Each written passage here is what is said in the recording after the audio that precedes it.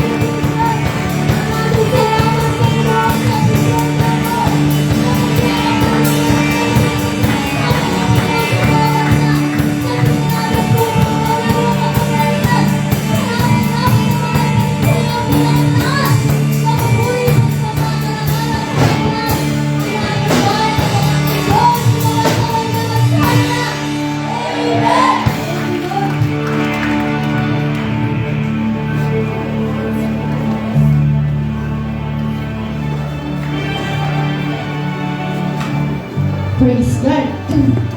Tunay nga po, napakasarap umawit sa ating Panginoon. Pinagpawisan po ba ang lahat? Naibigay ba natin yung the blessed praise and worship para sa ating Panginoon? Okay, sige po mga kapatid. Tunay nga po na napakabuti ng Panginoon sa buhay ng bawat isa. Kaya po sa mga oras nito, tayo po'y dadako na sa pagbibigay ng pagbabalik, pasasalamat sa ating Panginoon sa sanlingkong ginawa niya sa ating buhay, na hindi niya tayo pinabayaan, hindi pinagkulang sa lahat ng kailangan natin sa buhay. Ay sige po, binubuksan ko na po muli ang pulpito para sa unang magpapatotoo.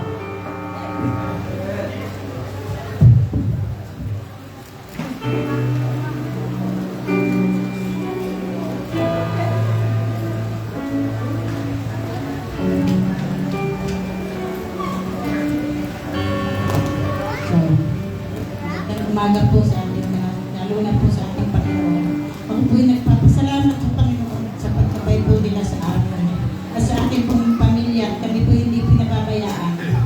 At ako po'y nagpapasalamat at ako po'y ginamit ng ating Panginoon.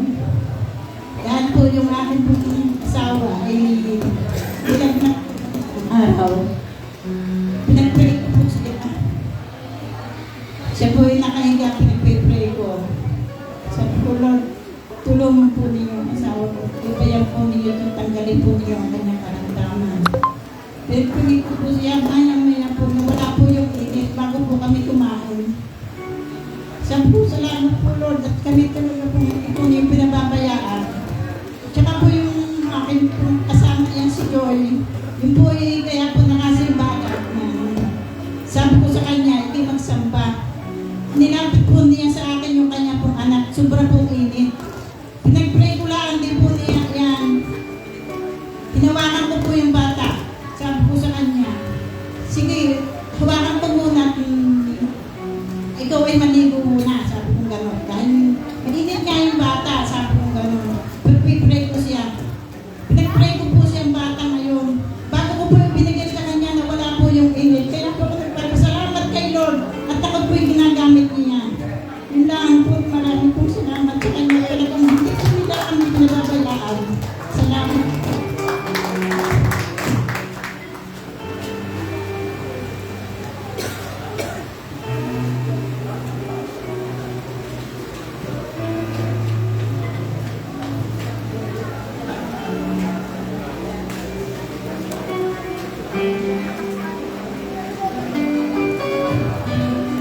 Nakasulat ko, okay lang.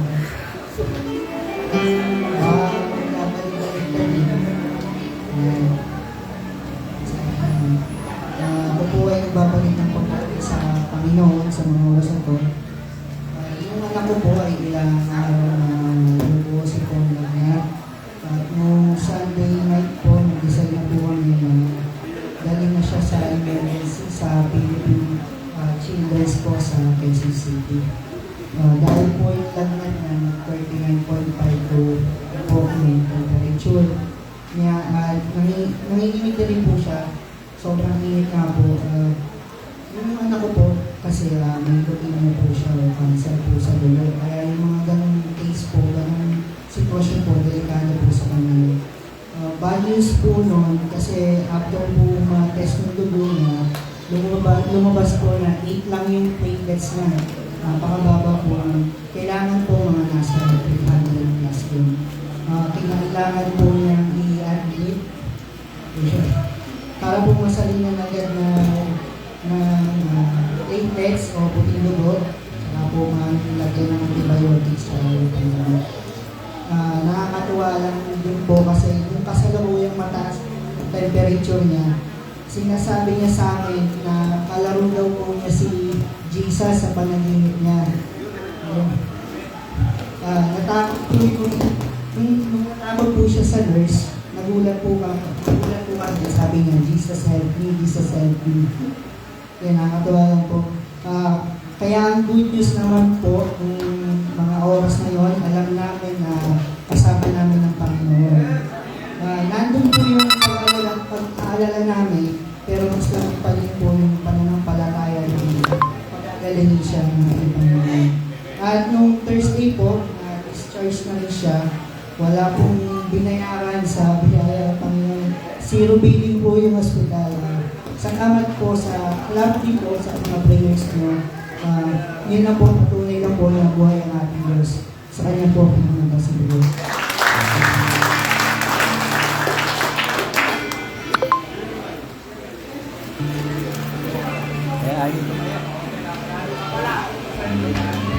Ayan, magandang umaga po sa ating lahat. Nais ko lang din po magpasalamat sa ating Panginoon. No? Kung di po pumiliin po sa kapalaman ng nakararami. At sa mga batchmates ko na ayaw tumayo, kami po yung graduate ng nakaraang Agati 8 at Agati 9. At pinagpapasalamat ko naman po sa aking buhay na sa naging journey ko na simula kinder hanggang college na tunay nga, di ba, simula elementary, hindi pa tayo Kristiyano, kumbaga, high school lang tayo nakakilala, pero di ba, makikita pa rin ang kabutihan sa ating ng Lord. Bakit? Kasi, di ba, inabot niya tayo noong panahon na wala pa tayong liwanag sa ating isipan kung saan nga po ba tayo dapat pumupunta ng araw ng linggo, hindi po ba? Hindi po tulad dati na tayo pumupunta sa landahan, naibunta ng mga kaibigan, pero nandito po tayo at nagpupulit, nagpapasalamat sa Kanya. No? At ayun, gusto ko lang din pong ipagpasalamat sa buhay ko na tunay nga lahat ng sakripisyo ng mga magulang ko, lahat ng tao, kaibigan, mga guro na nakasama ko sa journey ko, sa 18 years na pag-aaral, di ba? Finally, natapos na po. No? Pwede na po akong tumambay sa kaya po tumayo sa harapan kasi gusto ko talagang mag-glorify si Lord bilang hindi naman po ako naging perfectong anak sa magulang ko o naging mabuting kaibigan sa lahat. Pero ayun nga po, di ba, nung nakakilala po tayo kay Lord, talagang binigyan po niya tayo ng enlightenment na tunay nga na binago niya yung mindset ko. Binigyan niya tinuruan niya ako magtiis sa mga pagsubok na dumadaan sa buhay ko. Gusto ko lang din po pagpasalamat yung nakaraang OJT ko bago po kami graduate na talagang malungkot po talagang mahiwalay kay Lord, no? Kasi 2 buwan po akong nasa Pasig nun. Nagkaroon naman po akong pagkakataong makauwi linggo-linggo para sumamba. Pero nung mga unang araw ko po doon ay talaga pong sinusubok po tayo ng kaaway kasi nung panahon po na yun, talagang yung schedule po sobrang tight. Talagang tinigasan ko lang po yung ulo ko at tinatayo ko yung pananampalataya ko sa ating Panginoon na kahit alam kong imposible na pagbigyan ako sa araw ng linggo na maging day off ko, pero di ba naging matigas yung ulo natin kasi gusto natin sambahin si Lord na talagang pinagpaalam ko po sa supervisor namin na, ma'am, baka po pwede niyo akong payagan na mag-day off ng linggo. Tapos tinanong niya ako na, bakit ano ba meron sa araw ng linggo? Sinabi ko, ma'am, sumasamba po kasi ko. Tapos tinanong niya ako, paano kung nasa field ka na at nakagraduate ka na nagtatrabaho? Sinabi ko lang po, ma'am, absent po ako kasi gusto ko sumamba para kay Lord. Diba? Na dumating po yung mga panahon na talagang nasusubok po yung pagkakataon na nalilipat po yung schedule ng day off ko, napupunta po ako sa Biyernes, Sabado, pero sabi ko nga po kay Lord, alam kong hindi mo ko kaya hindi makasamba sa'yo. Kaya nung nakabalik po ako ng OJT ko, tapos sumamba, talagang hindi ko po naiwasang umiyak sa Panginoon kasi sobrang bigat po sa pakiramdam na maiwalay sa Kanya. Tapos, diba, ayun po yung hindi sa nakasanayan, pero ayun po kasi yung buhay natin sa araw ng linggo na kulang po tayo palagi pagka hindi po tayo nakakasamba. Ayun lang, sa mga batchmates ko, congratulations po sa atin. Ayun lang, maraming salamat po sa ating panahon.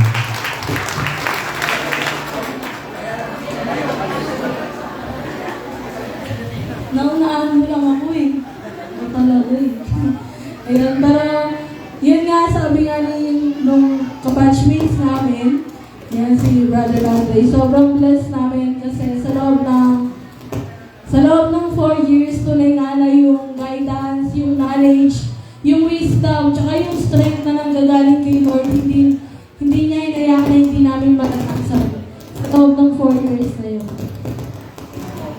Diba talaga?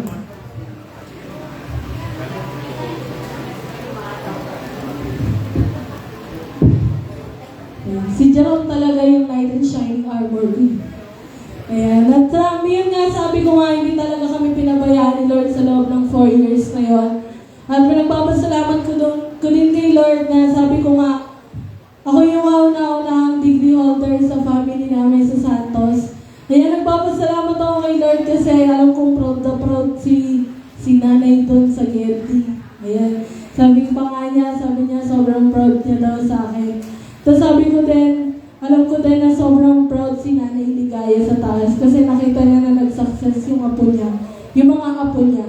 Nakapagtapos yung mga apo niya. Nagpapasalamat ako kay Lord kasi ganti yan nung bago ako magtapos ng 4th year college, talagang sabi ko kay Lord, Lord, ngayon lang ako hihiling ng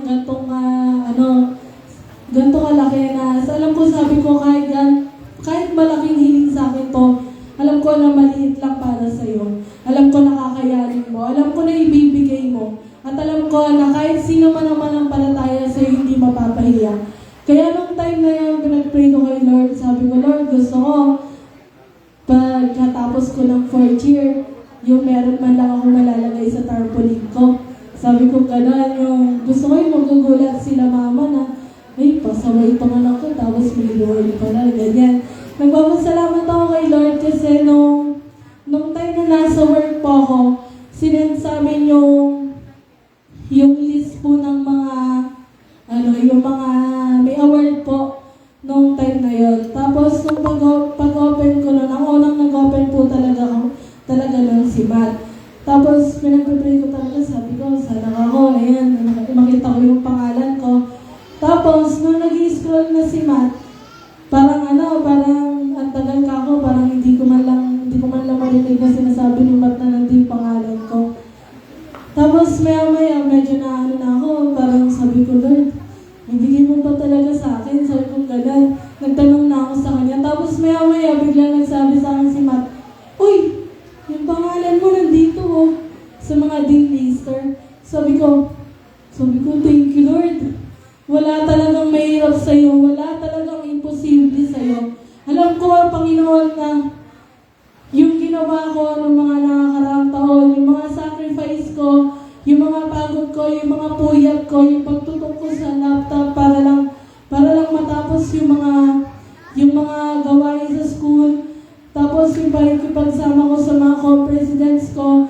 Kaya nagpapasalamat ako kay Lord na nakita yung pangalan ko. Sabi ko, sa wakas, may malalagay na ako sa tarpaulin ko. Sa wakas ka ako, magugulat sila mama at sila papa na nakasama ako sa mga may award. Pero kahit gano'n, although di man ako nakasama sa cum laude or sa magna cum laude, alam ko na may plano si Lord, na alam ko na kahit hindi ako although nakasama doon, alam ko na mas the best yung plan ni Lord para sa akin. Kaya nagpapasalamat ako kay Lord kasi hindi ako yung nakaka-proud. Nakaka-proud yung mga magulang ko kasi kinaya nila. Kinaya nilang pagtapusin yung bata katulad ko na simula elementary hanggang ngayong college. Kaya nagpapasalamat ako kay Lord at kay Lord ko na tinatagumpin lahat ng mangyayari pang journey sa buhay ko. At yun din, congrats ulit sa mga kabatchmates ko. Talaga masasabi natin na to God be all the glory talaga. To God be all the glory sa ginawa ko sa buhay natin. Thank you, Lord.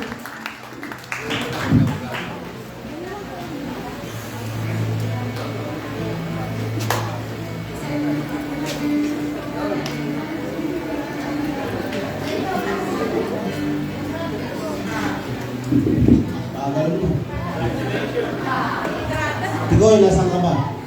Thank you Lord sa buhay. Salamat po ako sa Panginoon sa buhay.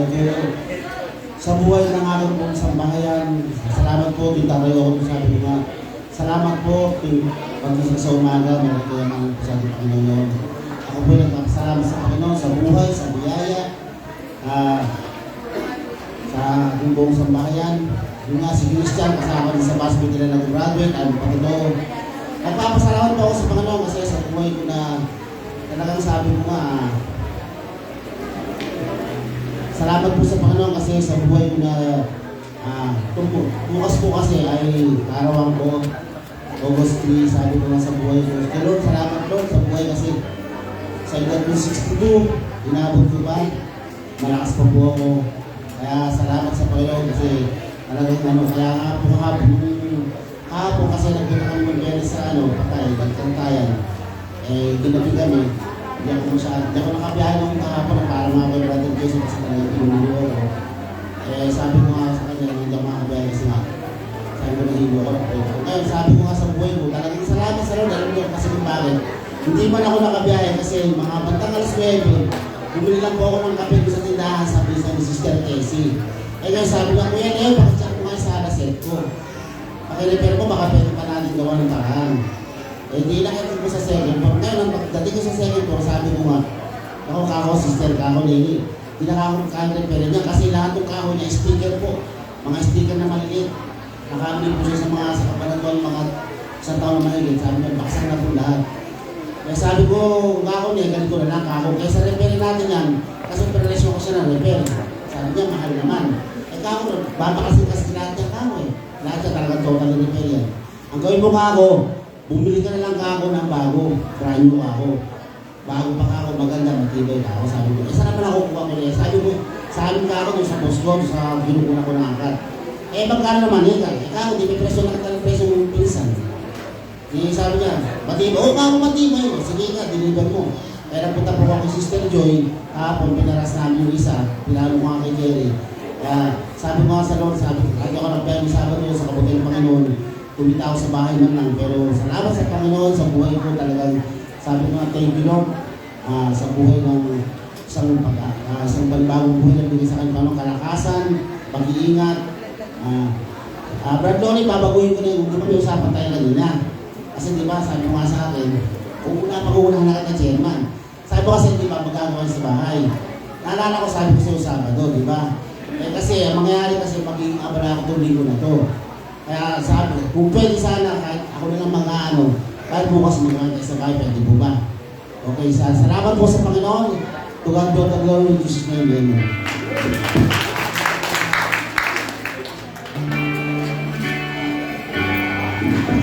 Ayan, magandang umaga po sa ating lahat. At di po ako babae, hindi po magpasalamat sa ating Panginoon dahil tunay nga po na napakabuti ng ating Panginoon sa ating mga buhay. Amen po ba? Amen. Tunay nga po na lubos po ako nagpapasalamat sa ating Panginoon. Alam ko po na kulang ang salitang pasasalamat para sa ating Panginoon. Bagamat na patuloy po ako nagpapasalamat sa ating Panginoon sa pagsama niya po sa pag-aaral ko at patuloy nga po na palagi niya po akong sinasamahan at palagi ko pong hiling sa ating Panginoon na napakahirap po kasi maging marketing, saksi po yung mga marketing dyan na kung sa man lang talaga napakahirap po. Kaya nagpapasalamat po ako sa ating Panginoon na hindi niya po ako hinayaan na magkaroon po ng mga bagsak kasi po yung mga kaibigan ko po, yung dalawang kaibigan ko po, hindi rin po sila nakagraduate dahil po bagsak sila. Kaya nagpapasalamat po ako sa ating Panginoon dahil hindi niya po ako hinayaan, hindi niya po ako binitawat, na patuloy niya po akong sinamahan sa pag-aaral ko. Kaya maraming salamat po sa ating Panginoon. Ganon din po sa mga magulang ko, lalo na po kay Papa at kay Mama na patuloy po sila nakasuporta po sa pag-aaral ko bagamat po mahirap pero ando pa rin po yung pagsama nila at suporta po nila sa akin at sa buong pamilya ko po, maging kay Paulo po na palagi din po nakasuporta sa pag-aaral ko na kahit ng mga time na gusto ko na po sumuko, palagi niya po sinasabi sa akin na kaya mo yan, Hal, mag-pray ka lang. Kaya tuloy nga po na wala pong imposible sa ating Panginoon, kaya patuloy po ako nagpabalik ng papuri. Pasalamat po sa ating Panginoon.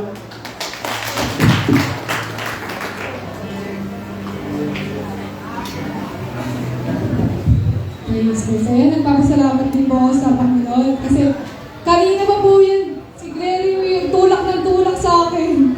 Parang hindi po talaga ako papatatapos. Si Sister Aiza naman po, kanina pa po ako hinihintay tumayo. Pero yun nga, maraming salamat sa Panginoon. Dahil sa wakas, naka-graduate na din ako. And ako lang po talaga yung nag-iisang nakagraduate sa pamilya namin. Nakakuha ng diploma na, yun, pinipilit ko kanina pa mag-umiyak. Pero sabi ko nga sa mga kasama ko, wala akong iiyak sa kanila kasi sobrang nakaka-proud yung mga magulang. Nakaka-proud sila kasi binuhin mo 16 years tayo pinag-aaral. Lalo na yung magulang ko, alas 2 pa lang, mamamalaki sila. Yung para lang makapag-aaral ako, makapagbigay ng pangailangan ko, tapos yung mga baon ko. Sobrang nag-a-appreciate ko yun kasi, hindi naman ako makakakuha ng diploma kung hindi din tayo sa kanila. Siyempre, alam ng mga college student yun na sobrang hirap mag-aaral. Tuwing gabi, hindi mo alam kung makakaya mo bang makapag-exam o makapasa kung babagsak ka. Pero sa awat, habang ng Diyos, wala akong binagsak. Patuloy yung pagsama niyo sa akin, yung patuloy na knowledge na ibinigay niyo sa akin. Alam ko naman na wala rin ako magagawa kung hindi din tayo sa Panginoon. Pero yung makilala ko siya, doon ang daming nabago. Pero sobrang nakaka-proud lang yung mga magulang kasi sila rin naman talaga yung nagpapaaral sa atin. Kung wala din sila, hindi tayo makakagraduate. Kaya yun, maraming salamat. Sige. Ayun at sa lahat ng papuri, salamat kay Lord ng lahat.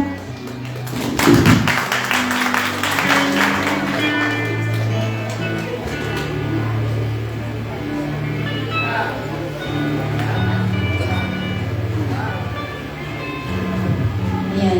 Magandang umaga po sa ating lahat. Gusto ko rin pong magpasalamat dahil katulad ng sabi nila, graduate. Pero hindi po ako yung graduate, yung mama ko po ang graduate. Kasi po nagpapasalamat ako kasi yung katawang lupa niya na tapos na, kumbaga yung mga paghihirap, yung mga sakit na dinadaing niya, hindi niya na mararanasan kasi nandoon na siya sa langit na bayan. Kung saan kasama niya na yung apo niya, si David. Wala nang sakit, wala nang hirap. Talagang salamat sa Panginoon, nagpapasalamat po ako kasi sa lahat ng mga nakiramay po sa amin, sa pamilya ko, may pinagdadaanan man kami. Salamat sa Diyos kasi hindi niya kami hinayaan na maging mahina. Alam niyo po, yung isa kong pinagpapasalamat na nakakilala si Mama at si Papa. Kasi Kapag hindi natin kilala ang Diyos, pag hindi natin tinanggap, inaccept sa buhay natin ng Panginoon, kawawa tayo pag namatay eh. Kasi yung kaluluwa natin, hindi natin pinaghandaan. Pero salamat kasi pinaghandaan ni Mama yung pagkawala niya. Actually, nung nakaraang last na testimony niya dito, last na pagpapatotoo niya, sabi ko nga sa mga kapatid ko, si Mama Kako parang nagpapaalam naman sa pagpapasalamat niya. Kasi pinasalamatan niya lahat. Ultimo si Maya, pinasalamatan niya. Mga apo niya kami, si Papa. Kaya sabi ko talagang siguro nararamdaman na rin ni Mama yon. Kaya nagpasalamat na siya, hinanda niya na yung sarili niya. Kasi gano'n naman talaga ang tao na isang Kristiyano, kailangan maging handa tayo. Hindi natin alam bukas, makalawa, babawian na pala tayo ng buhay. Kasi malakas pa si Mama eh. Napakabilis po ng pangyayari. Inadmit lang po namin siya ng Biyernes. Dumaan tong mga nagdaan ng ilang araw lang, 4 or 5 days lang talagang binawian na ng buhay si Mama. Lumaban naman po siya. Kaya lang yung katawan po niya hindi na rin talaga kaya. Kaya nagpapasalamat po ako kasi sa times na may pinagdaanan po yung pamilya ko, naramdaman ko po yung pagmamahal ninyong lahat. Lalo na po yung pagsuporta sa papa ko. Yun lang naman po kasi iniisip ko kasi namatayan na rin po ako. Alam ko po yung talagang sakit. Sa totoo lang, hindi pa ako nakakamubon sa anak ko. Tapos ito na naman. Pero sabi ko nga, pag hindi ka talaga nakakilala sa Panginoon, siguro yung sakit 100%. Pero dahil nakakilala tayo sa Diyos, hindi na 100% nakakangiti ka na, panatag ka. Hindi nga po, sa totoo lang, nung mga nagdaan na nakaburol si Mama, kuya ko lang yung sobrang iyak. Kasi nga, siya yung naging pasaway sa amin bago mawala si Mama. Siya yung naging pasaway. Siguro nagigilty siya or paano. Pero, sabi ko nga, talagang habang nandiyan pa yung magulang natin, ipandama natin yung pagmamahal. Kasi kapag nawala na sila, doon tayo sobrang iiyak talaga. Kasi magigilty tayo, wala na tayong tatawagin Mama, wala na tayong tatawagin Papa. Kaya paano pa, di ba? Kaya dapat habang nabubuhay tayo, tama yun, ipagpasalamat natin, maging proud tayo sa magulang natin. Kasi natataguyod nila tayo. Bagamat meron na rin tayong kanya-kanyang pamilya, meron na kaming kanya-kanyang pamilya, nandoon yung pag umuwi ka sa kanila, isa ka pa rin anak.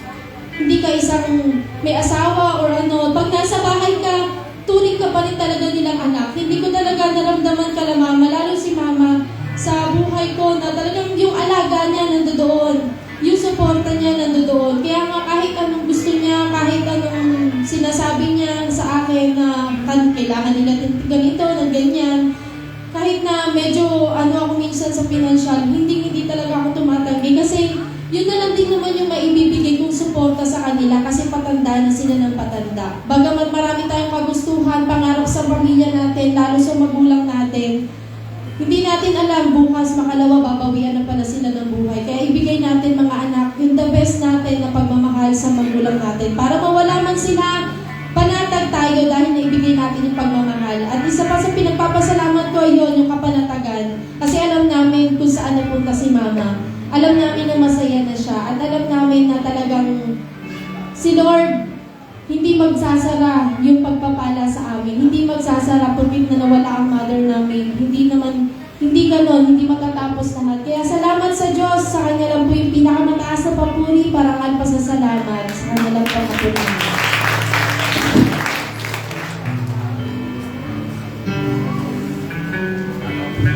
Praise God, tunay nga po na napakabuti ng Diyos sa buhay ng bawat isa sa atin. Sa mga nagpatotoo, tunay nga na napakadakila ng pangalan ng ating Panginoon. Siya ang nagbibigay ng lahat para sa atin. Basta tumawag lang tayo sa Kanya at huwag tayong makakalimot. At sabi nga ni Sister Jilly, sa mga nagsipagtapos, huwag niyong pababayaan ang mga magulang ninyo. Hanggang nabubuhay sila. Iparamdam niyo kung gaano niyo sila kamahal. Hindi sa salita lang o hindi sa gawa. Madali kasing sabihin, Mama, Nanay, mahal kita. Pero kailangan ng mga anak, gawin natin. Ipakita natin sa mga magulang natin na mahal natin sila hanggat kasama pa natin sila sa mundo na to. Eh, sige po, pinuputol ko na po ang mga magpapatotoo. Next week na po, tayo po ay dadako na sa pagpapahayag ng kanyang banal na salita. Paalala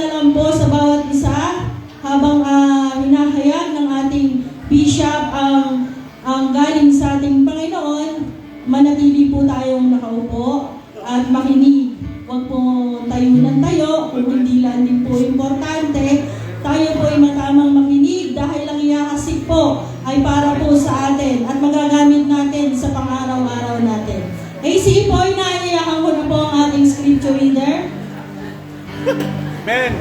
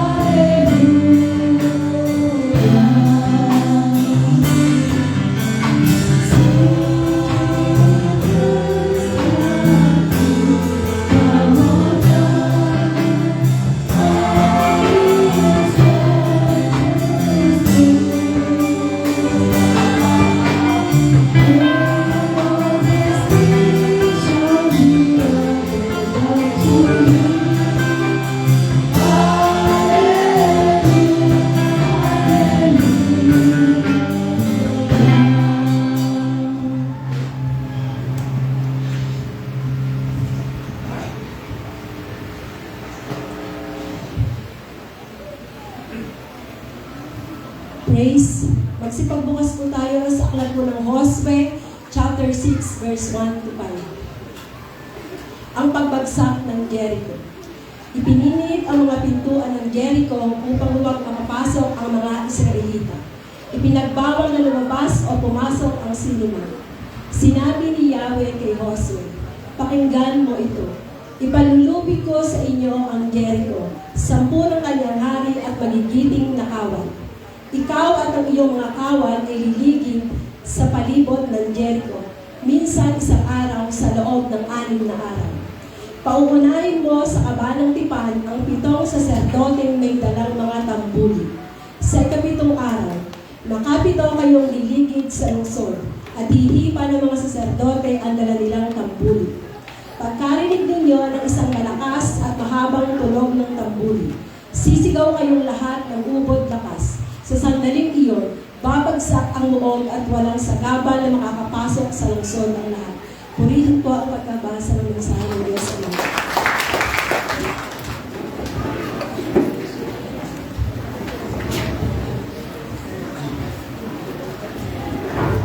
Good morning po sa ating lahat, mga anak ng Diyos.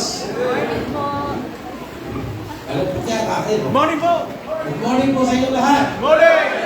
Praise God. At ngitian niyo po ulit mga katabi natin. Magandang ngiti. Yung ngiting may pagmamahal. At sabihin mong mahal ka ng Panginoon. Praise God. At palapakan natin ang ating Panginoon Jesus. God, salamat sa ating Panginoon dahil nakadaos ulit tayo sa isang linggong nagdaan. Marami tayong mga tinanggap na mabubuting bagay sa ating Panginoon. Especially po yung ating mga graduates. Congratulations sa inyong lahat. Ngayon, tatahakin nyo naman ang magandang bukas. Panibagong ito ng buhay ninyo. Wala mo na mag-aasawa sa inyo. Magbalik mo lang kayo sa sukli. Kasi, katulad ng sabi ng mga patutulo kanina, ang laki ng hirap ng mga magulang.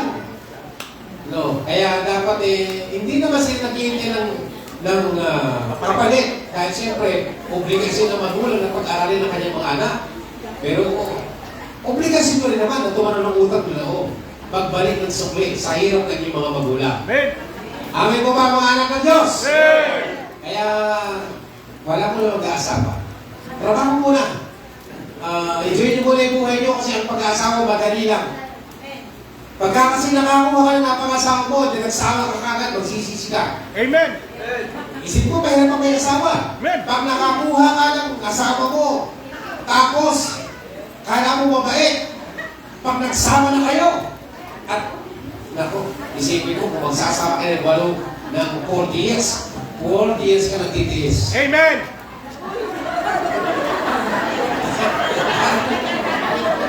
Nakaka-relate ka na, sa tabi mo, kaya malakas kang mag-in.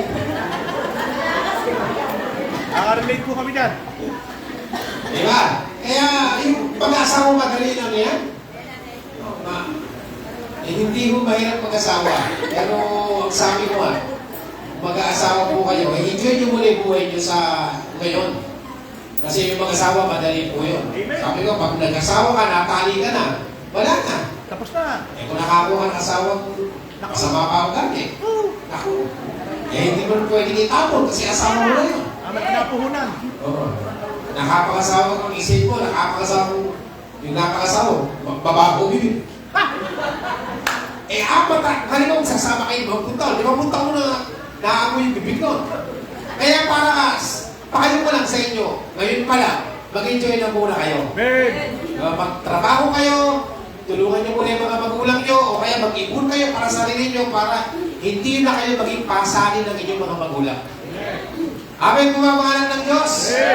So maraming salamat sa ating Panginoon at congratulations sa ating mga graduates. Pinagpala kayo ng ating Panginoon, panibago yung to ng buhay nyo. Nawa, magtagumpay kayo sa lahat ng inyong mga pangarap sa buhay. At huli, huwag niyo pong kalimutan magbalik ng sukli. Sa puhunan na itinalim ng inyong mga magulang. Amen po ba? Hindi, kasi minsan kayo mga magulang, hindi na mag-iisa yun eh. Nahihiya yan eh. Pero yung pusang loob mo lang. Amen po? Amen! Walang magulang kasi humingi na sa anak na pabalik eh. Walang ganun. Dahil siyempre ang mga magulang, alam nila na sila, obligasyon nila na pag-aralin ang kanilang mga anak at para magandang maging kinabukasan.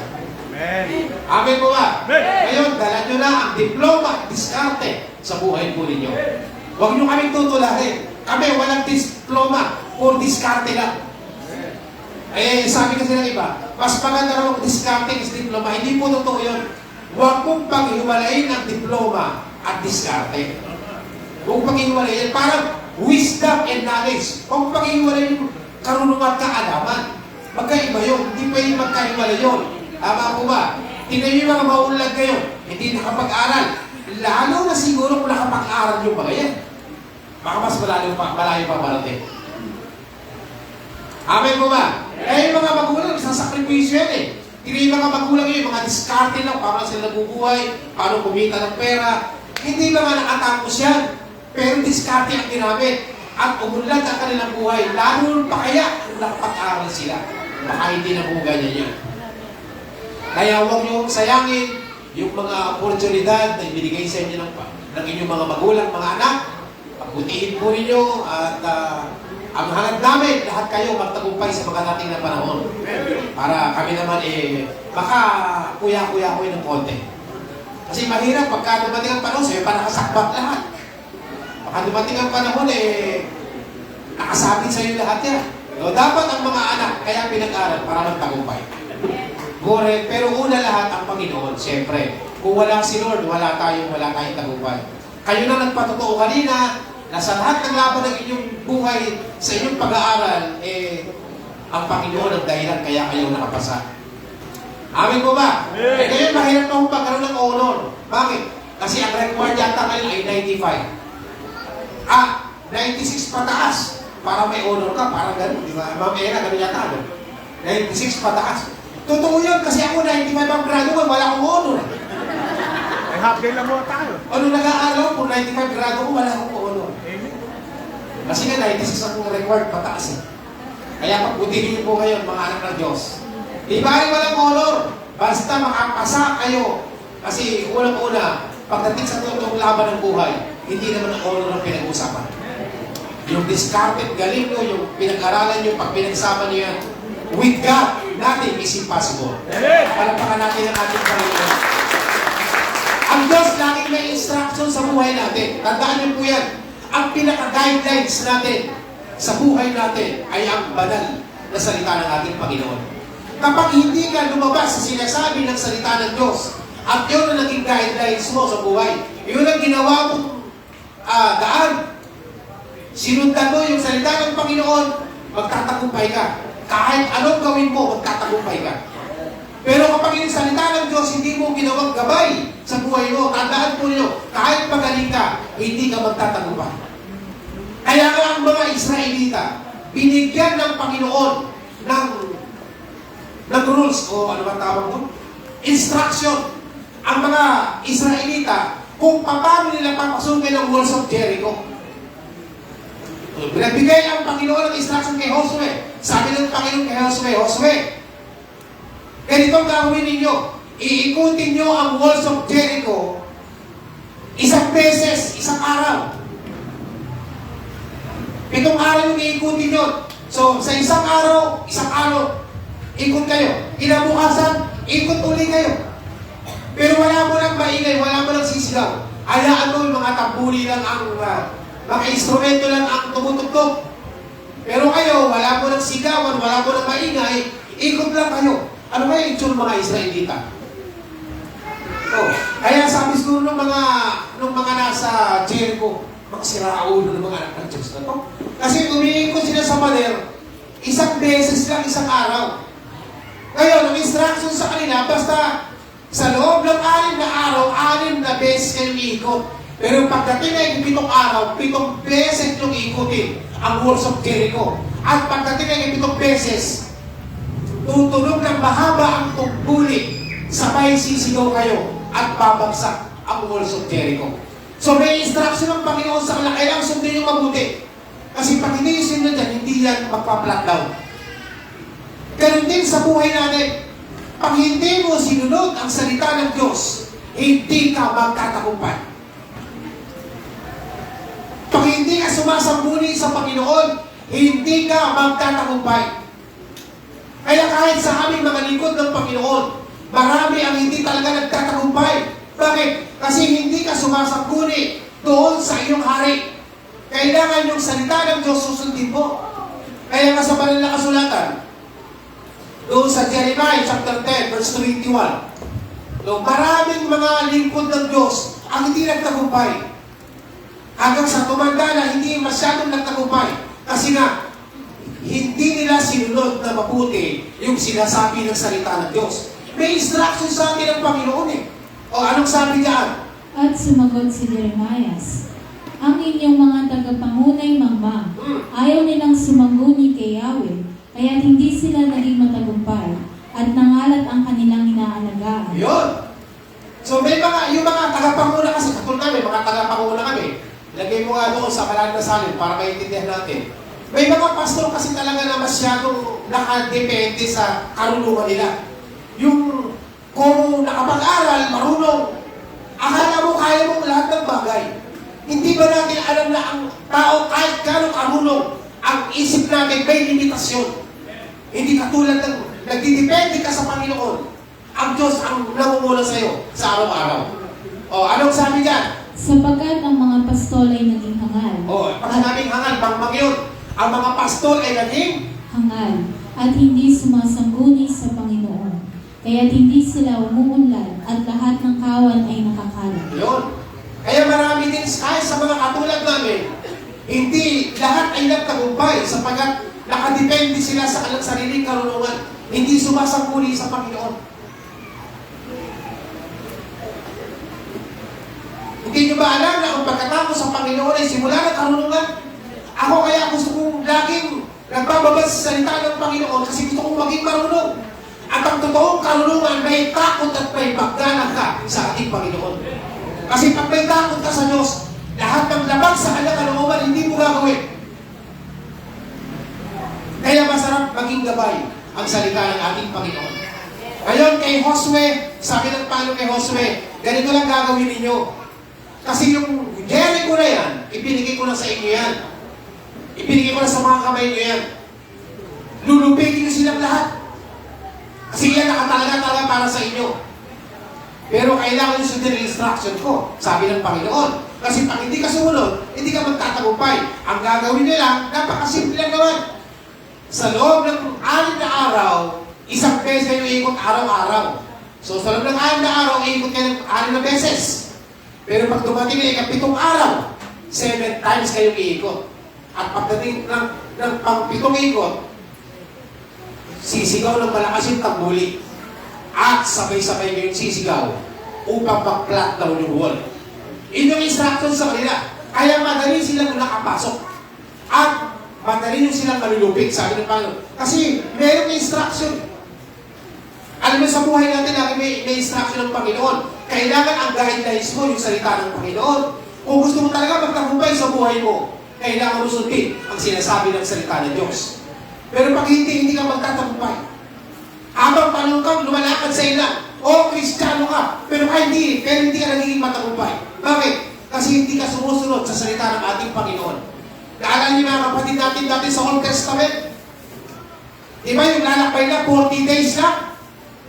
Mula sa Egypto, mula sa ilang hanggang sa Land of Promise, na pinangako ng Panginoon sa kanila, 40 sila maglalakbay.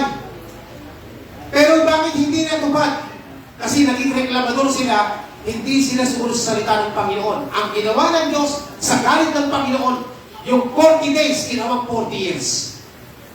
Kaya hindi sila nakapasok ng lupang pangako.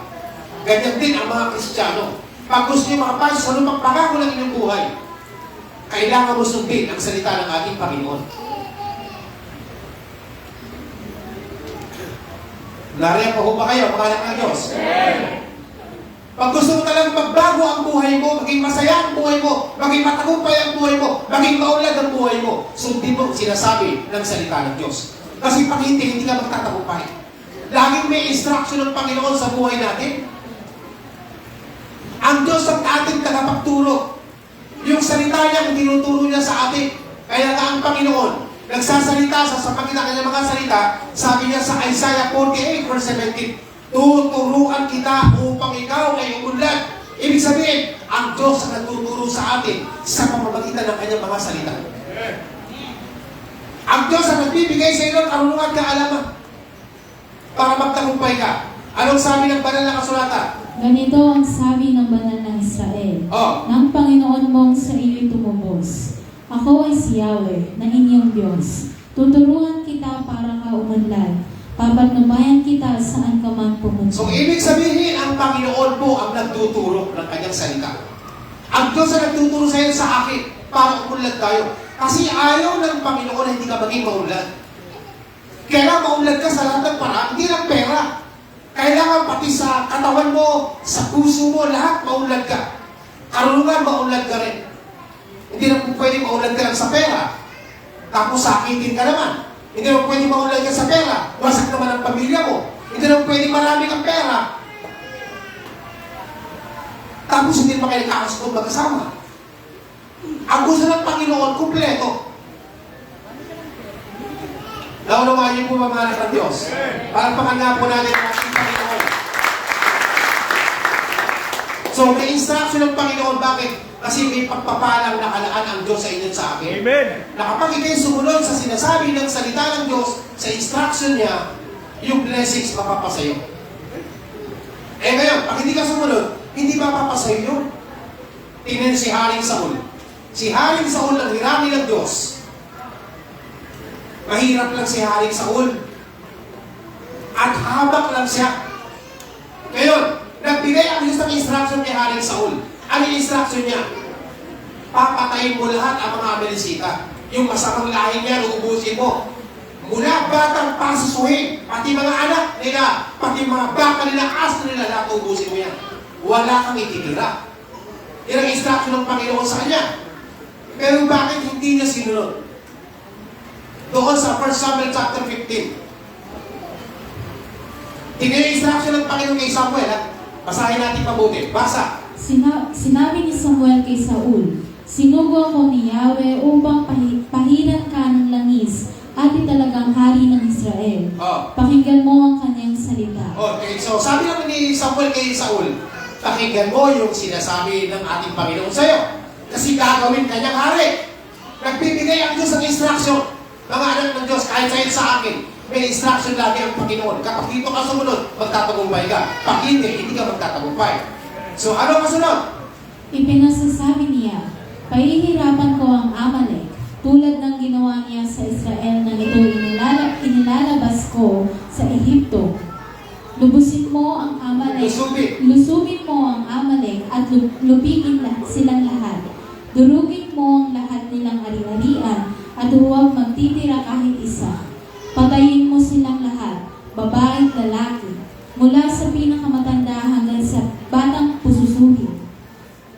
Patayin mo pati kanilang mga baka, tupa, kamelyo at aso. Kaya tinipon ni Saul sa Telaim ang hukbo ng Israel. Nang bilangin niya ay umabot sa 200,000. So, ang instruction ng Panginoon kay Saul, wala siyang sisiluhin. Wala siyang ititira. Hindi niya pinakinggan mabuti yung salita ng Panginoon. Kasi ang instruction sa kanya, wala matanda hanggang batang pasuhin, patayin mo lahat. Kasi magiging hadlang sa inyo pagdating ng panahon yan. Kaya ang Israel, nakita nyo, walang tigil ng digmaan. Sila may kasalanan dyan eh. Hindi nila inubos yung kanilang kaaway ng unang panahon. Kaya sumupling yan, yan ngayon ang kalaban nila, mga Palestine. Ang utos ng Panginoon, ubusin sila, pati yung mga ari-arian nila, durugin mo, huwag mong pag-iinteresan, yung mga bakal na as nila, patayin mo lahat. Pero alam nyo, nakakalungkot. Sa kilid lang naghari si Haring Saul. Yung blessings na ibinigay sa kanya ng Diyos na napakataas na pagpapala, yung ganda ng buhay niya, galing sa mahirap, itinaas ng Panginoon, sinayang niya. Inalis sa kanya. Kaya alam niyo, sabi ng Biblia, sa talatang 10, nanghihinayang ako kay Saul. Kapatid, huwag mo hayaan yung blessings ng Panginoon mawala sa iyo ngayong umaga para hindi manghinayang ang Diyos sa buhay mo. Si Haring Saul, nanghinayang ng Panginoon sa kanya. Anong sabi dyan? Sa talatang 10. Sinabi ni Yahweh kay Samuel, nanghihinayang ako sa pagkahirang ko kay Saul bilang hari sapagkat tinarigdan niya ako at di sinunod ang aking mga utos. So, hindi sa sumunod sa utos ng Panginoon. Alam niyo ba tayo mga anak ng Diyos, kapag hindi tayo sumusunod sa utos ng Panginoon, nanghihinayang din ang Panginoon sa atin. Bakit? Kasi pag sinunod mo yung utos niya, may pagpapala sa dulo nun. Kaya nga lang, hindi ba nababasa sa banal na kasulatan? Isaiah 48:18, kung sinusunod mo lang ang mga utos ko, pagpapala sana dadaloy sa'yo. Nang walang putol, walang pati. Ibig sabihin, yung blessings ng Panginoon kahit di mo hingin, kapag sumusunod ka sa kanyang mga salita, tuloy-tuloy ang kanyang pagpapala sa'yo. Anong sabi? Unawain niyo mabuti ng salita ng ating Panginoon, mga kapatid ko. Anong sabi niya? Kung sinusunod mo lang ang mga utos ko, pagpapala sana'y dadaloy sa iyo, parang ilog na di natutuyo ang agos. Tagumpay mo sana ay sunod-sunod, parang dating ng alon sa dalampasigan. Yun ang pangako ng Panginoon eh. Kung sinusunod mo lang sana yung utos ko, tagumpay mo sana yung sunod-sunod, pagpapala sana yung walang patid sa'yo. Ang problema kasi sa mga kasama, matititigas ang ulo. Hindi sumusunod sa salita ng ating Panginoon. Yung gusto mo lang sundin lang kung ilang ginagawa mo. Pag ayaw mo sumunod, ayaw mo lang. Pinipili nyo yung sinasabi ng salita ng Panginoon. Pag sinabi ng Biblia ganito, at di mo gusto, hindi mo susundin. Pero pagka pamul sa'yo, sunod ka lang sunod. Amin po ba, Waray?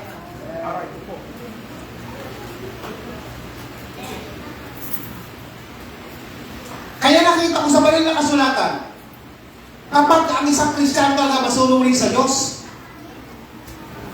hindi maghihirap ang kanyang buhay. At ang pagpapala ng Panginoon sa kanya hindi mapapatid. Ang patnubay ng Diyos sa kanya hindi mawawala. Dahil sinabi ng Panginoon niya, si Haring Saul kaya natanggal sa kanyang pagkahari kasi hindi sa sumunod. Kaya sabi ng Panginoon kay Haring Saul, nanghihinayang ako kayo sa paghirap kay Haring Saul. Sabi niya kay Samuel, nanghihinayang ako. Bakit si Saul? Ano ba kanyang kalagayan? Tinig sa talatang 16-17. Anong sabi ni Haring Saul dyan? Anong sabi ni Samuel kay Saul? Anong sabi niya? Sa 1 Samuel tayo. Balik, sa medyo. Yan. Sinabi ni Samuel, pakinggan mo ang sinabi sa akin ni Yahweh kagabi. Ano iyon? Tanong ni Saul. Sinabi ni Samuel, noong una, ikaw mismo ang nagpakilalang ikaw ay Rama.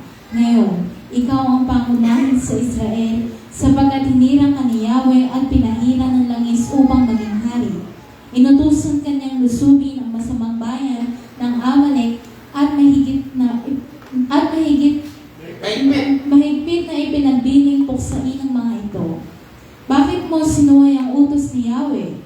Bakit mo pinag-imbutan ang mga ito? Hindi mo ba alam na ang ginawa mo'y malaking kasalanan kay Yahweh? So sabi ni Samuel sa kanya, nung hindi ka pa hari, sinasabi mo lagi, ikay pinakahamak, napakahirap mo lang. Ikaw pa yung pinili ng Diyos. Pinakahamak ka. Ngayon, hinira ka ng Diyos. Itinaas ka niya, ginawa ka niyang hari. Bakit di mo sinunod yung kanyang mga salita? Kaya lang hinayang ng Diyos sa'yo. Kasi isipin mo, mula sa mahirap, itinaas ka ng Panginoon, pinagpala ka niya. Ang plano sa'yo, pagandahin buhay mo. Tapos, sinuway may kalooban niya. Alam niyo, mga anak ng Diyos, tulad nating mga magulang, ang ating Panginoon, walang hangad sa buhay natin, kundi mapaganda ang ating buhay. Amen. Ganyan din yung mga magulang. Kaya pinag-aaral yung mga anak, nagsasakripisyo, kasi ayaw ng mga magulang, ngayon alam mga anak, pumangit ang buhay. Ang Diyos natin ganun din. Kaya hinirang tinawag ng Diyos para pagpalain. Kaya nang hinaling ng Diyos. Bakit? Kasi hinirang na si Haring Saul nang hinaling ng Panginoon sa kanya sapagkat hindi niya sinunod ang salita ng ating Panginoon. Kaya sabi ng Diyos kay Samuel, nanghinayang ko sa pagkahirap ko kay Haring Saul. Sayang, may mga nakalaan pa naman akong pagpapala sa kanya. Magandang plano ng Diyos sa buhay ni Haring Saul, kaya lang naputol dahil sa kanyang pagsuway. Ang Diyos lagi nagbibigay instruction sa buhay po natin. Kaya nga kina Josue, doon sa aklat ni Josue, ang pili niya, ganito lang, simple lang gagawin ninyo. 6 na araw kayong iikot. 1 beses sa isang araw. Ikutin niyo lang yung walang maingay sa inyo. Para makasira ulo niyo lang. Yun ang instruction ng Panginoon, paano gagawin natin? Parang katawa-tawa. Pero hindi mo alam kayo pagpapala sa pagsunod sa salita ng Panginoon. 6 na araw kayong iikot. Pagdating ng 7 araw, 7 pesong iikutin. Sabay sigaw at mapaplock down yung walls. Naganap ba? Naganap na. Sa talatang 20, anong sabi doon? Hinipan nga ng mga saserdote ang mga tambuli at nagsigawan ng mga tao ng marinig iyon. Bumagsak ang mga muog ng lungsod at sumalakay sila. Nakapasok sila ng walang sagabal at naagaw nila ang lungsod. Nakita niyo? May biyaya sa pagsunod, kapatid. Mahirap lang sumunod isa kapag tinatamaan ang ego mo. Kapag may tinatamaan na sa buhay mo, masakit lang. Pero tiisin mo, sundin mo ang salita ng Panginoon dahil may pagpapala na kalaan sa iyong Diyos. Tiisin mo lang, talagang ganun. Walang. Kaya nga sabi ng Biblia, the truth shall set you free. Yung katotohanan kasi masakit. Halimbawa, sinabi ng Biblia, bawal magnakaw, ay magnanakaw ka pala. Di ba masakit yun? Kaya nakatiisin ko, huwag kang magnakaw. Kasi pag nagnakaw ka, ibig sabihin, sinusuway mo yung salita ng ating Panginoon. O si Haring Saul, nanginayang Diyos sa kanya. Bakit? Kasi ang ganda ng plano ng Panginoon sa kanya. Galing ka pa naman sa mahirap, sabi mo. Sabi mo, pinakahamak ka. Ngayon, hinira ka ng Diyos, pinagpala ka, sinuway mo yung kanyang salita. Itinaas ka ng Panginoon. O bakit si Gideon? Ilan si Gideon? Gideon 300? Amen. Yung lumaban sa mga Midianita? O, nagpakita ang ngayon sa kanya. Sabi lang ngayon sa kanya, sumaiyo ang pagpapala ng Panginoon ni Yahweh. Matapang na mandirigma. Doon sa Gideon chapter 6, verse 14 o 13, pababa. Anong sabi niya? Si Gideon, mahirap lang din. Kasi alam nyo, kaya nakikita ko sa banal na kasulatan, yung mga mahirap ay tinatawag ng Diyos para pagpalain, iangat ang buhay. Yun ang totoo talaga niya. Anong sabi? Hukom. Hukom. Hukom chapter 6, verse 13. Pababa. Dapat available daw yung transaction mo.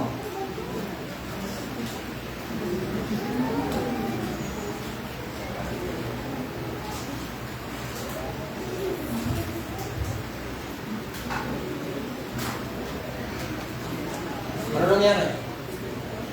Judge, hukom. Hukom.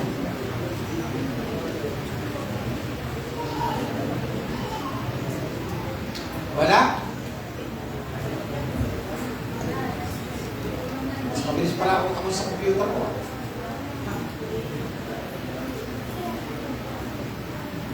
Wala? Meron. Babagal na. Yan! O. Sa talatang 13 muna tayo. O. Sumagot si Gideon, bakit ganito ang pamumuhay namin kung sumasaamin si Yahweh? Bakit wala siyang ginagawang kababalaghan ngayon? Tulad noong inalis niya sa Ehipto ang aming mga ninuno. Ayon na rin sa kwento nila sa amin, kami pinabayaan na ni Yahweh. Kung hindi ay bakit natitiis na kaming pahirapan ng mga Madianitang ito? Sinabi sa kanya ni Yahweh, lumakad ka at gamitin mo ang buong lakas mo sa pagliligtas sa Israel. Ano ang sagot ni Gideon?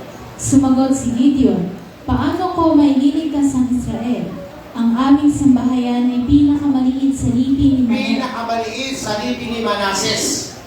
At siya pa ang pinakamahina. Okay, pasa. Anong sabi daw? Pinakamaliit sa lipi ni Manases, at ako naman ang pinakamahina sa amin. So, yung pinakamahina yung tinawag ng Diyos.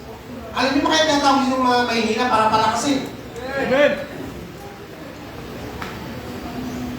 Yung lipi ni Gideon, pinakamahina pa. Pinakamaliit pa. Alam niyo kaya tinatawag ka ng Diyos ngayong umaga para palakihin ang buhay mo. Palakasin ka kasi mahina ka. Pagpalain ka kasi wala ka. Si Gideon, maliit lang din siya, mahina lang. Pulubi lang sila Gideon. Pero ang meron si Gideon, tapang. Tapang lang meron si Gideon. Katulad ni David. Si David, tapang lang din ang meron. Pero si David, pulubi din sila. Mahirap lang din sila. Kaya kung si David punta sa labanan, nakita na kanyang kapatid si Abinadab at si Eliab, nandito ka na naman. Nanunood ka, hindi ka nasisya sa pagpato ng ating mga tupa. Ilan na nga lang yung tupa natin, pinababayaan mo pa. Lagarin mo ka ng mga kapatid. Bakit? Mahirap lang din si Haring David bago sa hindi ng Panginoon. Ano ba si David dati? Mahirap lang siya. Awit 78, verse 70 hanggang 71. Kung hindi ako nagkamali. Sige, tingnan natin ang sinasabi ng Biblia. Kasi kayo ngayong umaga, gustong pagpalain ng Panginoon.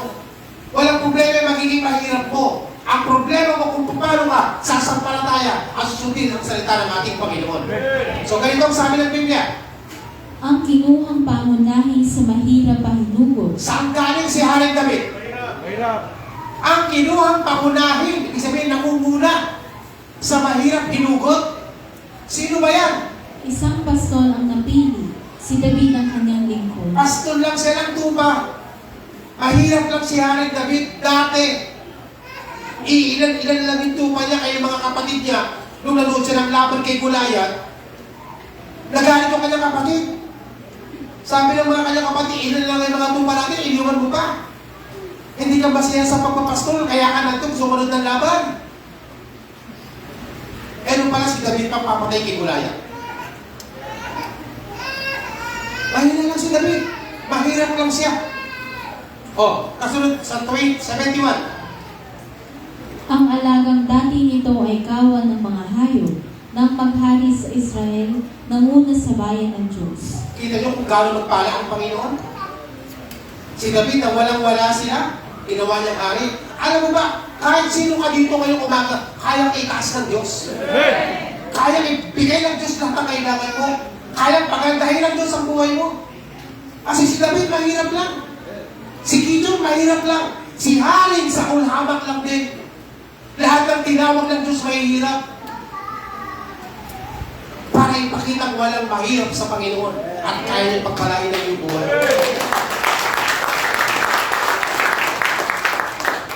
Ngayon, kinakailangan mo talaga para magtagumpay, sundin ang kanyang salita. Kasi may instruction ng Panginoon. Kaya sabi niya, kay Josue, ikot ulit. Pangalawang araw, ikot na naman. Kaya mga nanonood sa kanila sa walls of Jericho, sa isip-isip lang siguro mga taga-Jericho. Kaya ginagawa naman nung Israelita, ito. Mababasag pang walls na iyak. Alam niyo ang walls of Jericho, ang lapad doon. Parang 16 wheeler ang lapad. Nung pader. Tapos ang taas. Parang mo titiba kayong, siguro mga 10 wheeler na pasok ito. 6 na 16 wheeler lapad nung pader. At ang taas, napakataas. Paano mo babasagin yun? Kaya mo bang masuhin yun? Kung hindi ang Diyos ang gagawa, magpa-blackdown ba yung wall? Wala kang gagawin, kapatid, kundi sundin ang salita ng ating Panginoon para lahat ng walls sa buhay mo, mag-blackdown. Para lahat ng hadlang ng demonyo sa buhay mo, sa mga pagpapala mo, lahat yan madurog din. Sundin mo ang salita ng ating Panginoon. Maginhawang yung buhay. Dadalhin ka ng Diyos sa maginhawang buhay kapag sinunod mo yung kanyang aral. Walang anak ng Diyos na magiging mahirap. Walang anak ng Diyos na magiging pulubi. Kapag doon tayo namuhay sa salita ng ating Panginoon, magiging masaya ang buhay natin. Masaya ang pamilya natin. Nag-i-enjoy tayo lahat. Amen po ba? Kaya nga kagabi, sa patay nagtuturo ako, sabi ko, napakapanag ninyo. Bakit? Kasi mula sa tatay, anak, nanay, lahat sila nasa Panginoon. Walang talo. Pag namatay ka, langit. Pag nabubuhay ka, makapaglilingkod ka pa. Walang talo. Kaya sabi ni Lord, sabi ni Paul, for to me to live is Christ and to die is gain. Ang mabuhay sa akin para kay Kristo at ang mamatay ay pakinabang. Bakit? Walang talo sa atin eh. Pag nasa Panginoon ka, wala kang talo. Pilipos 1:21. Walang talo po sa atin mga anak ng Diyos. Sundin natin ang salita ng Panginoon at giginhawang iyong buhay. Magiging masaya ang buhay mo. Magiging masaya ang pamilya mo. Kung maginhawa ka ngayon, lalo ka pagiginhawa. Kung may pangarap ka ngayon, at naabot mo kalahati, lalo maabot yung mas mataas pa. Sundin mo lang yung salita ng ating Panginoon. Kasi may guidelines ang Panginoon sa ating lahat. Anong sabi ni Paul dyan? For to me to live is Christ, and to die is Tagalogin mo, gain. maraming Tagalog dito. Sapagkat para sa akin, si Kristo ang buhay. At dahil dito'y pakinabang ang kamatayan. Di ba? Walang talo eh. Sapagkat para sa akin, sabi ni Apostol Pablo, si Kristo ang buhay at pakinabang ng kamatayan. Kaya yung kasunod sabi niya, yung kasunod, databit ito. Ngunit kung sa pananatili kong buhay ay makagagawa ako ng mabubuting bagay, hindi ko malaman ngayon kung alin ang aking Nakita pinili. nyo, nako-confuse pa si Apostol Pablo. Kung ako'y mabubuhay pa, sabi ni Paul, nakakagawa pa ako ng mabuti. Hindi ko na alam kung piliin ko ngayon. Kasi parehas na mabuti. Naunawaan niyo po ba ako, mga anak ng Diyos? Parehas, kaya nga sabi ni Paul, ngunit kung ako'y mananatpas, ngunit kung sa pananatiling buhay ko ay makakagawa ko ng mabuting bagay, hindi ko nalaman ngayon. Hindi ko malaman ngayon kung alin ang aking. Wala siyang mapili kasi parehang mabuti. 23. Sa dalawang hangarin, ang ibig ko'y pumanaw na sa buhay na ito upang makapiling ni Kristo. Yamang ito ang lalong mabuti para sa akin. Sa kabilang dako, Sa kabilang dako, Kung mananatili akong buhay ay makabubuti naman sa inyo.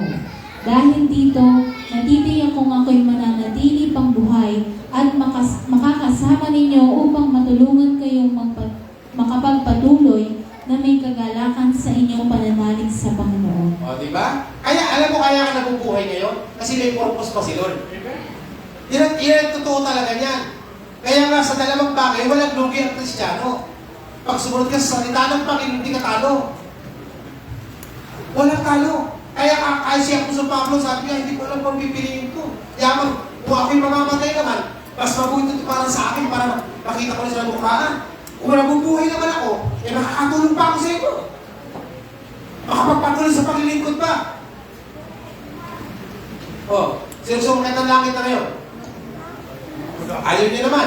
Maglingkod tayo, mga anak ng Diyos. Amen! Para makapagpalakas tayo mas marami. Bakit? Kasi kaya ka nabubuhay ngayon eh. May purpose ang Diyos sa buhay mo. Amen! So, tingnan mo mabuti yung salita ng Panginoon. Huwag mong susuwayin. Huwag yung ilang bahagi lang pinipili mo. Pag hindi mo gusto, ayaw mong sundin. Huwag po ganun. Kung ano, sinabi ng Biblia, sundin mo. At magtatagumpay ka. Dahil ang Panginoon, nakatayo, sabi ng Biblia, kung sinusunod mo lang mga utos ko, ang papala sa nagagaling sa ibig sabihin, may blessing sa pagsunod. Amen! May pagpapala sa pagsunod. Amen po ba? Ano ba lang kung yata kayo? Nakita yung si Nanay Louie sa'yo, no? Sa likod. Mas unang nagkasakit sa nanay ni Jilly, pero buhay pa. Bakit? Wala ka sa tamang oras. Amen! Ang Diyos kasi may hawak ng buhay natin eh. Tayong lahat na nakaupo ngayon dito, pag natulog tayo mamayang gabi, sigurado mapagising ka bukas? Hindi mo malalaman yan. Kaya dahil na kay Kristo ka, panatag ka. Pag nagising ako, praise God. Pag hindi nagising, praise God. Amen! Walang talo, mga anak ng Diyos. Panalo tayo. At habang pinagpapala tayo ng Diyos, nasa mundong ito, nagagamit tayo ng Panginoon sa mas marami pa. Amen! Marami tayo na-encourage sa lumapit sa Kanya. Marami tayo naaakay na magpulit sumamba sa Panginoon. Marami papasok sa langit na bayan. Amen! Kaysa naman ako sila sa tanas. Hindi tayo na mag-aagaw. Kaya pati pamilya nyo dapat sisilo kayo sa paghata. Huwag kayong papayag na mahatak ang pamilya nyo sa tanas. Alam niyo ba kung bakit yung mga pamilya nyo hindi pa naisasama rito? Alam niyo dahilan, mga anak ng Diyos? Hindi. Kasi pag nadala nyo sila, wala na kayong pasanin. Ngayon, kaya hindi sila nadagala. Ibig sabihin, inaasahan ka ng Diyos. Titignan ng Panginoon kung mamamagitan ka para sa kanila. Kaya dapat kayo na hindi paligtas sa buong sambahayan ninyo. Wala kang tigil sa pagsamba at paglingkod sa Panginoon. At higit sa lahat, wala kang tigil sa kapakanalangin araw at gabi. Amen! Para maligtas po sila. Kasi ang nagbabago ng buhay, hindi kayo, hindi ako. Yung salita ng ating Panginoon. Amen! Wala tayong kapasidad magbago. Wala tayong kapasidad na gawin ang taong mabuti. Ang Diyos lang ang nakagawa ng mabuti sa buhay po natin. Amen! Palakpakan po natin ang ating Panginoon. Kaya pansinin po ninyo, sa iyo at sa akin, laging may instruction ng Panginoon. Sabihin mo sa katabi mo, huwag mong susuwayin ang salita ng Diyos.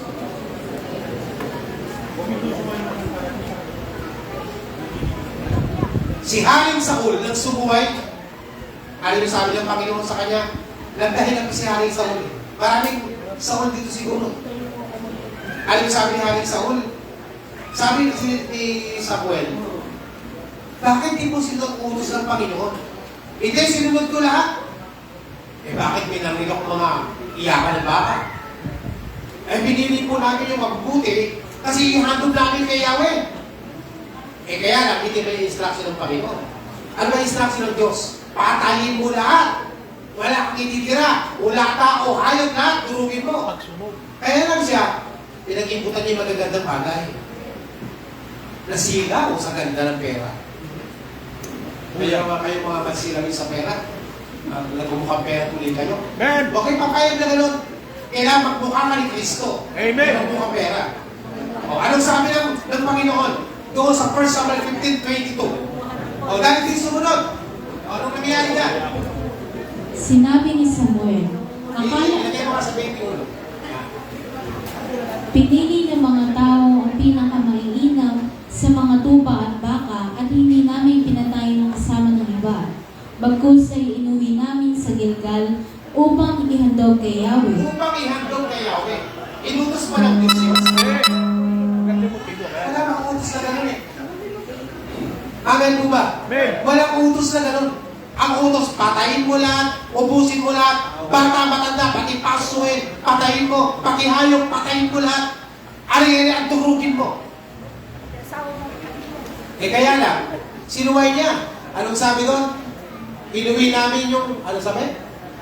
Bagkus ay inuwi namin sa Gilgal upang ihandog kay Yahweh. Oh, nakita nyo? Iahandog mo yung mga bagay na pinag-iibutan mo. Iahandog mo kay sa Diyos yung mga bagay na dulot ng iyong pagsuway. Anong sabi ng Panginoon sa kanya? Sinabi ni Samuel, akala mo ba'y higit na magugustuhan ni Yahweh ang handog at hain kaysa pagsunod sa Kanya?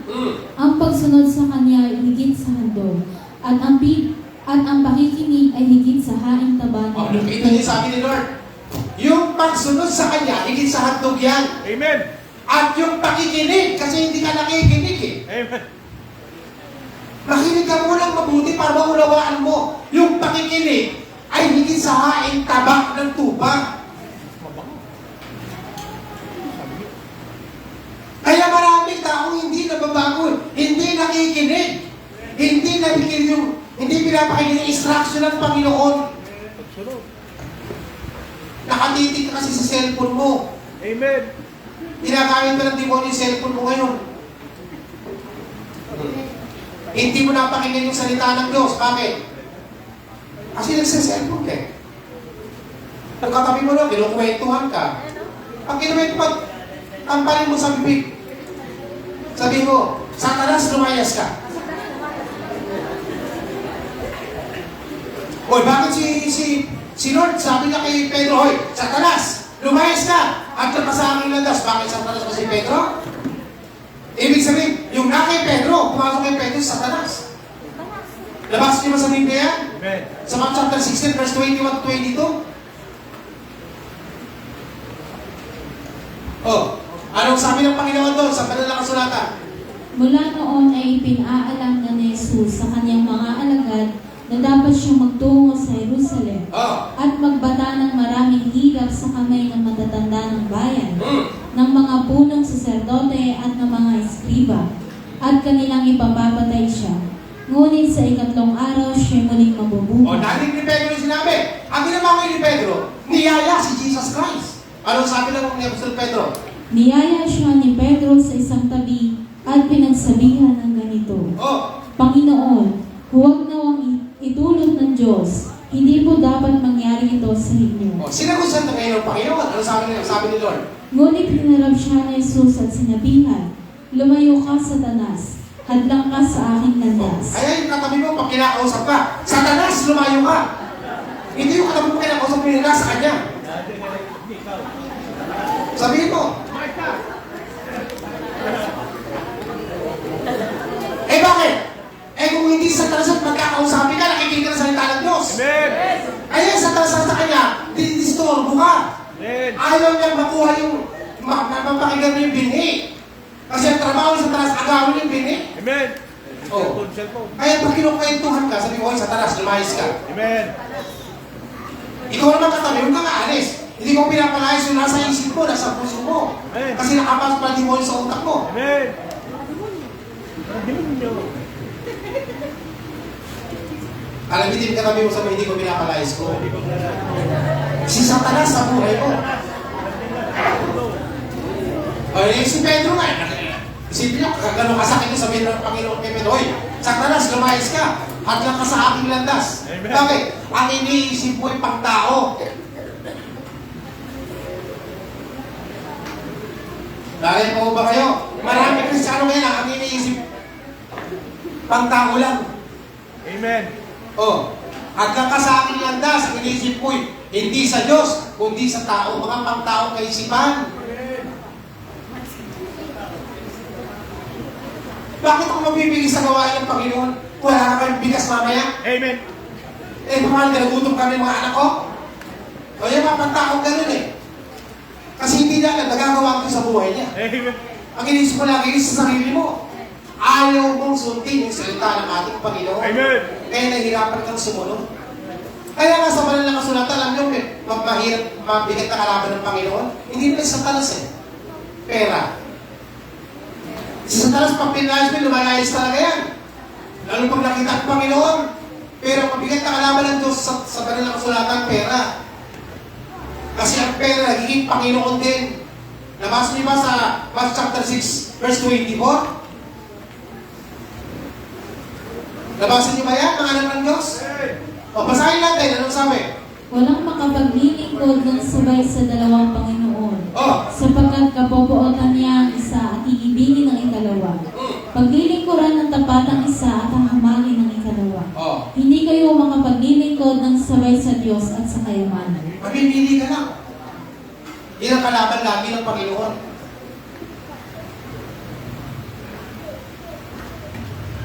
Narepo ko ba kayo, mga anak ng Diyos? Alam niyo ba kung bakit pinapatupad ng Panginoon bini ang tithes? Kasi yun ang number mo, palubok na Diyos sa tao. Kapag hindi mo kaya ibigay, ibig sabihin, mapagmahal ka sa pera. Kasi hindi mo kaya sundin, sinasabi ng salita ng Panginoon. Hindi talaga sa'yo yung Panginoon mo. Namimili ka lang ng salita ng Diyos. Yun ang totoo nun. Hindi mo alam kaya hinihingi ng Diyos yan. Para dinigin niya, pasibunin niya, para lalong gumanda ang buhay mo. At maabot mo yung pangarap mo. Amin po ba mga anak ng Diyos? Ang problema sa atin, hindi natin tinitinig yung salita ng Panginoon. Kaya sabi ng Panginoon kay Saul, yung pagsunod sa kanyang salita ay higit sa kanyang handog. At yung pakikinig sa kanyang salita ay higit sa haing taba ng baka, ng tupa. Kaya kailangan pakinggan at sundin ang sinasabi ng salita ng Panginoon. Amen. Bakit? Kasi kung hindi, anong sabi doon? Balikan natin talata kanina. Pag hindi ka nakinig, anong sabi ng Biblia? Yeah. Oh. Ang pagsuway sa Kanya ay kasinsama ng pangkukulang. Kaya pag masuway ka sa salita ng Panginoon, sisama ka ng magkukulang. Hindi ako sabi niya, sabi ng Biblia yan, ha? Oh. Ang pagsuway sa Kanya, kasinsama ng pangkukulang. At ang katigasan ng uloy, tulad ng pagsamba sa Diyos-Diyosan. Amen. Sa atin may ulo ko tabi, kung malambot, matigas. Parang bato. Anong katiga? Para makabawi ka sa karamihan, sabihin mo, sumunod tayo sa salita ng Panginoon. Kasi pag sinabi sa Kanya, sumunod ka sa salita ng Panginoon, para ikaw hindi ka susunod. Kinakailangan dalawa kayo susunod parehas. Amen po mga anak ng Diyos. Palakpakan natin ang Panginoon. Akala kasi ng iba, kapag sinunod mo yung salita ng Diyos, maghihirap ka, hindi. Bakit si William Colgate? Oh. Kilala si William Colgate? Kilala niyo? Yung may alam Colgate. Amen. Plus kayo. Amen. Oh. Kilala si William Colgate? Dating mahirap lang, ngayon upbeat. Ngayon trilyonaryo. Bakit? Kasi tinetid niya ang Panginoon eh. Nagbigay siya ng 10 bahagi niya. Sinubukan niya. Eh, pinagpala sa ulan siya. Alam mo ginawa niya? Ginawa niya 20%. Para, kasi tinetid niya. Noong bandang huli, sobrang nayaman niya. Piniligtan niya.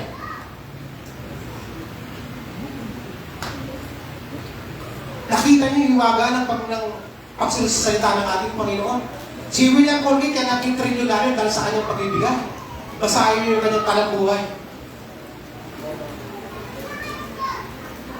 Amen po ba? Akala natin minsan kapag sumunod ka sinasabi ng Panginoon, nagkaloob ka ng kasampung bahagi mo, akala mo maghihirap ka. Hindi ka maghihirap, kapatid. Tinitiyak ko sa'yo, hindi ka maghihirap.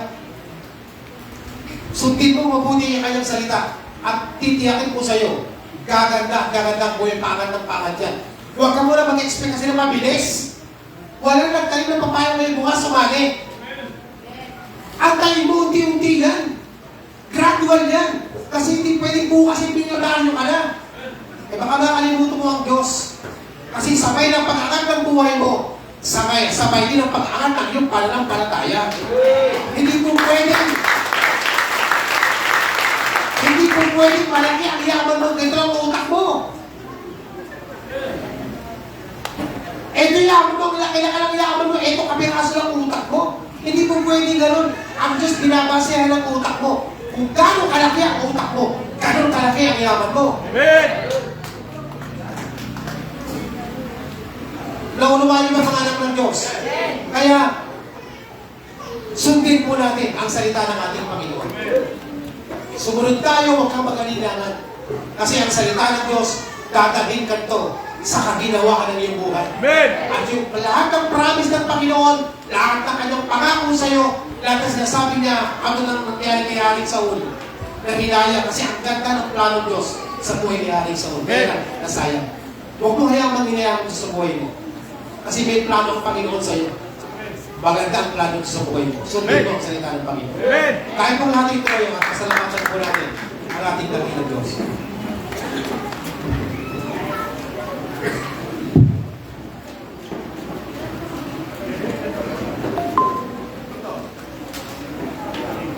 Palagay ko, ngayon hindi na kayo kakapusin sa baso. Kasi nagdagdag tayo ng may 100.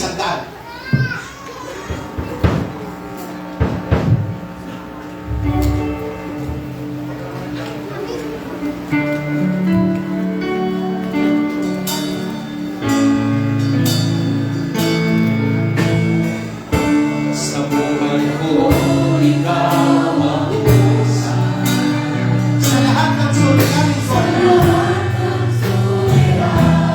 ko, ikaw ang siyang talas. Sa puso ko'y kumagnais.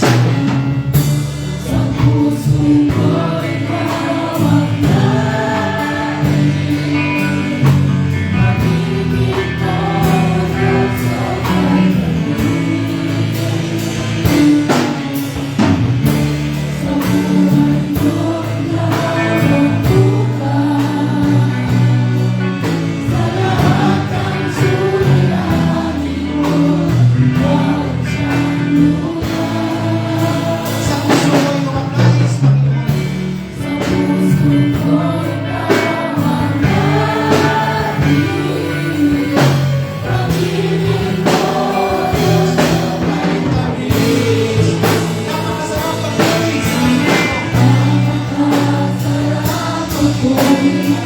Panginoon.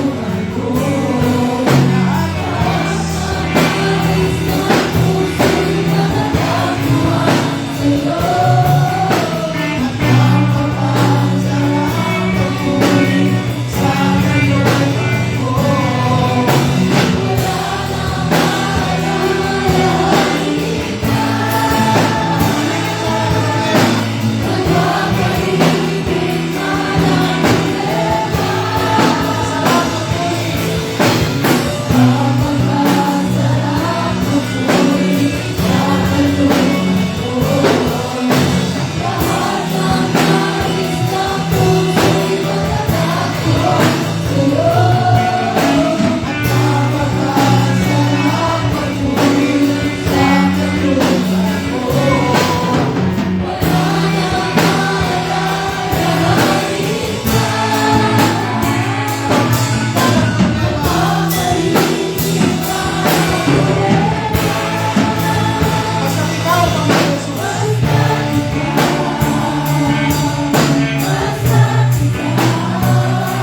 pag-ibig.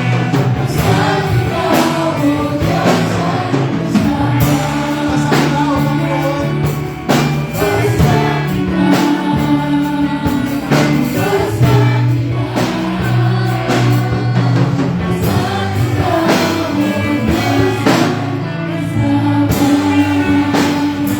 Tunay nga, Panginoon, napakasarap ang lingkod sumunod sa iyo.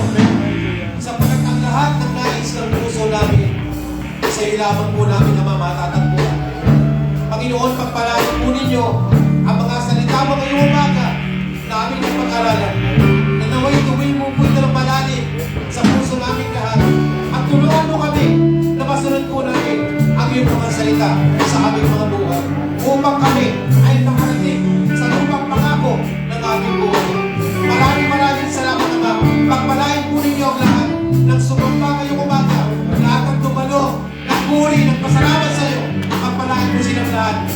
Hayaan lalabas sila ng aming maisambahan na hindi po mayuwi ang masaganang pangako mo, ang masaganang biyaya mo na nakalaan sa amin sa araw na ito. Maraming salamat po, Diyos. Sa iyo po ang lahat ng papuri, pasalamat sa pangalan ni Jesus. Amen. Amen. Salamat po natin ang Panginoon. Makaupo po kayo. Tayo ngayon sa akin.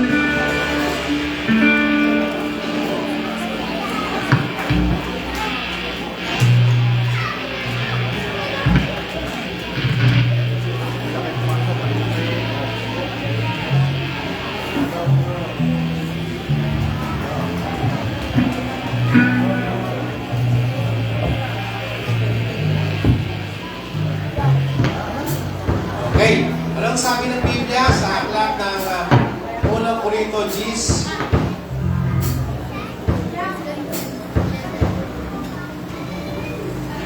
Talatang 11:23, anong sabi doon?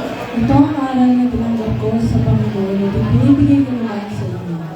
Ang Panginoong Jesus noong gabing siya tulad kanulo ay tumampot ng tinapay. Nagpasalamat at pinagpirapiso ito at sinabi, ito ang aking katawan na inihahandog para sa inyo, gawin ninyo ito bilang pag-alala sa akin.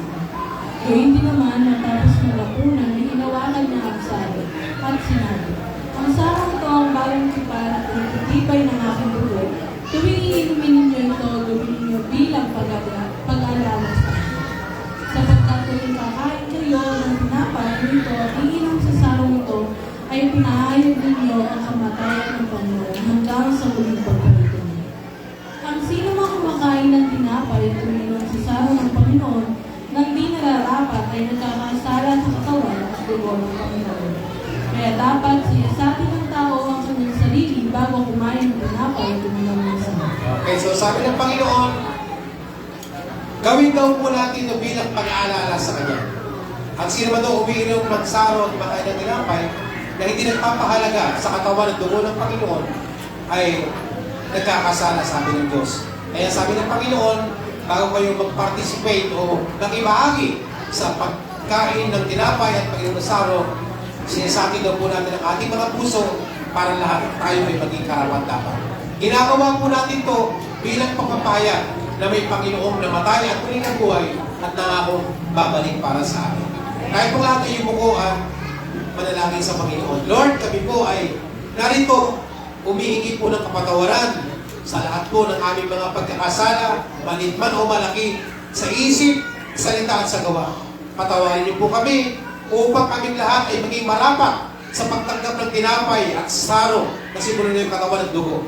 Lord, hugasan mo kami ng banal mong dugo upang kaming lahat, Lord, ay maging marapat sa umaga nito.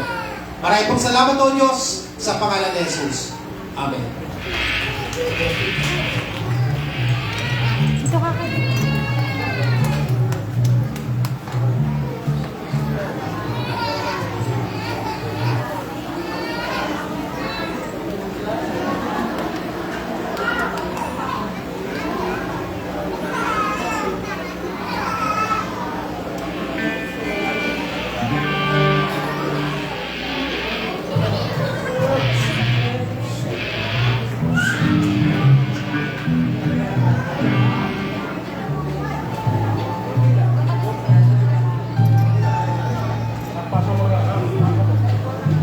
Sama-sama tayong manalangin sa Panginoon na bigyan tayo ng Diyos ng mas malaking lugar para hindi tayo masyadong nainitan.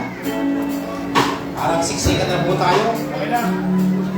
At least, mas mainam na yung ganito kaysa walang tao. Di ba yung siksikan? Para sa Panginoon naman. Tayo po lahat dito ngayon bilang paggalang ng salita ng ating Panginoon.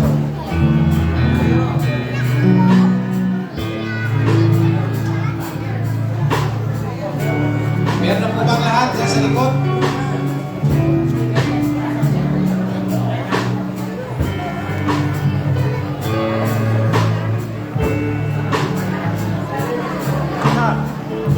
Meron na? Meron pang wala? Hindi na kayo mawalakin kayo kasi nasa apat na yung baso na yan.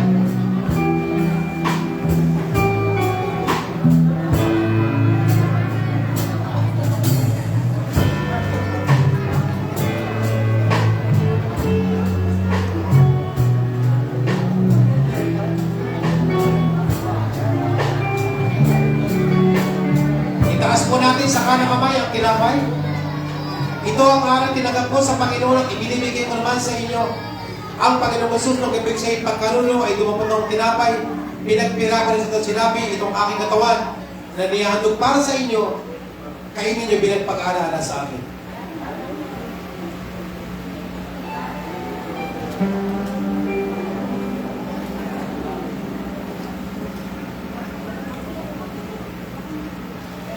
Sa kanang kamay ang sarong, taas po natin. Ngayon din naman, matapos pagkapuna, inawak ng sarong sinabi, ang sarong ito ang bagong tipan na pinagtitibay ng aking dugo. Tuwing iinumin niyo ito, gawin ninyo bilang pag-aalala sa akin.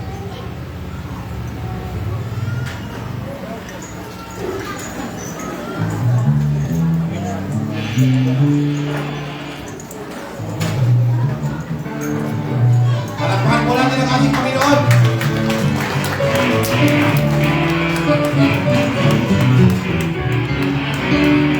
Praise God! Purihin po ang ating Panginoon. Tuloy-tuloy na po tayo mga kapatid. Inaayaan ko po si Ate Flor para po siya sa challenge to give po.